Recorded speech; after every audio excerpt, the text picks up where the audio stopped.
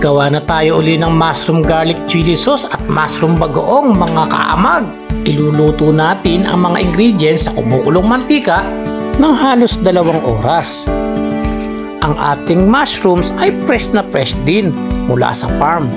Mas masarap kasi at mas mabango ang aming mushroom garlic chili sauce at mushroom bagoong kapag fresh na fresh ang mushrooms. Parang kapag bagong huli mo yung isda sa dagat o sa tabang, di ba kapag inihaw mo, mas masarap at manamis-namis pa. Ganyan din ang fresh mushrooms.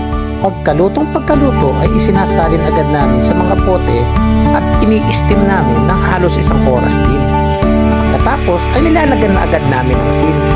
Sa ganitong mga proseso ay mas tumatagal ang aming mga produkto para pagdating sa mga customers, fresh na fresh ang inyong mushroom bagoong at ang inyong mushroom garlic chili sauce.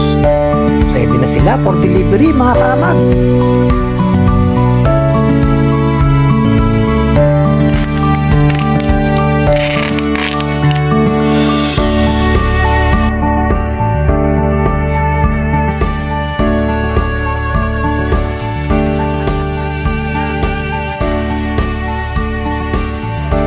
Hanggang sa muli mga suki.